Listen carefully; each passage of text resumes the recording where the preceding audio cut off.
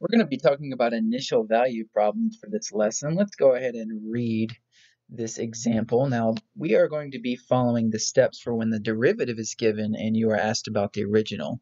That's going to be example 1. Again, we're going from the derivative to the original. So let's take a look. It says, if f prime of x equals 3x squared minus 4 and f of 1 equals 3, then what is x? So we're actually trying to solve an x value. Keep that in mind when f of x equals 11. Now I do want to say that normally you're trying to find an f of x value. In this case, you're given an f of x value and you need to find an x value. However, you're still going to follow the same steps, so let's go ahead and take a look. Step 1 is going to be to take the antiderivative. If you're trying to find something related to the original function f, then you have to take the antiderivative if you're given the derivative, which is what we're going to do. So let's go ahead and do that real quick. Okay, so the antiderivative of 3x squared minus 4, we're going to be using the reverse power rule. And again, we're doing that because we're trying to find something about f, giving f prime. So the antiderivative of 3x squared is 3x cubed over 3. Okay, so 3 times 1/3 x cubed, which is going to give you x cubed, which is pretty cool. And then antiderivative of 4 is x, and then don't forget your plus c. Remember, when you take the antiderivative, it's not a definite integral. You absolutely have to have the plus c right here.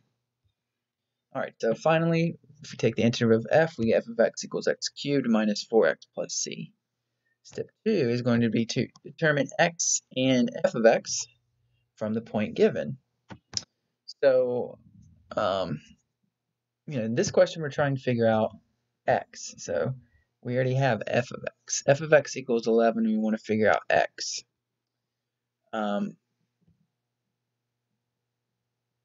So let's take a look. Well, they gave us right here f of 1 equals 3. All right, so basically you got to find c first, okay? You have to find this constant that's being added right here, and you're going to use the point they gave you. So this purple right here is actually what they refer to as the initial value. F of 1 equals 3 is the initial value, and then you're trying to solve for another value. Without this, you won't be able to solve for c, and therefore you can't solve the problem. So 1 is x, f of x is equal to 3. That's just one of the points. I mean, you can imagine that the graph has many points to it. Just 1 point. Step 3, plug in x and f of x values. So you would be plugging in whatever that point is they gave you. So 1 for x. Now f of x is 3, and basically what we're doing is we're replacing this f of x right here with 3. And then if you want me to, I can zoom out here real quick and draw an arrow here. Okay, so here's our f of x value they gave us. I'm just going to draw an arrow right there. That's what we're plugging in for f of x. Just add some clarification. And then wherever there's an x here, we're plugging in 1. So x there, 1 there, and 1 there. Now we can see that all we have left is just c, so we can figure this stuff out. Step 4 then is to solve for c. So 3 equals negative 3 plus c. If you add 3 to both sides, we'll go ahead and just put it over there and see what we're doing there. You get 6 equals c. All right, so you would have to figure that out before you can figure out whatever part of the problem you're trying to solve, whether it's for x or f of x. Like I said, normally it's x.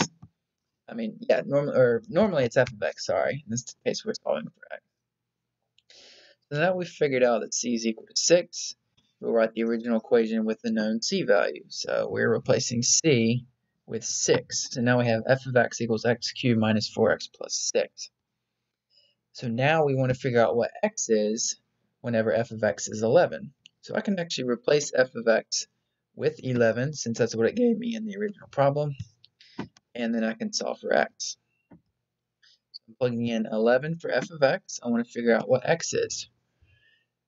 This leads us to, so that's step 6, plug in the given value in the problem.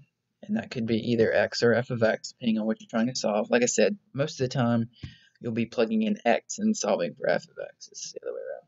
Step 7, solve for the unknowns. Now we want to solve for x. To solve this equation, you need to get everything on one side. So you want to subtract 11 from both sides. Now you have a cubic equation. Now, that is an issue, right? Because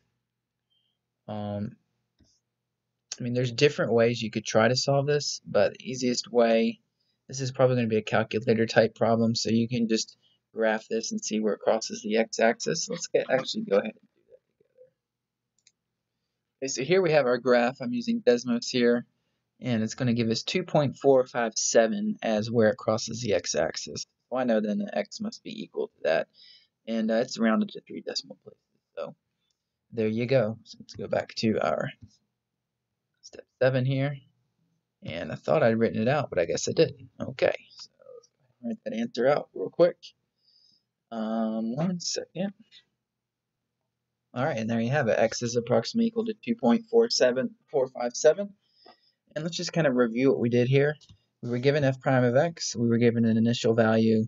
We were given that the another y value on the graph is 11. What is the corresponding x value of that y value? The antiderivative, solve for c, and then used our additional y value to solve for an x value and get x.2457 approximately. If you have any other questions about this initial value problem, let me know.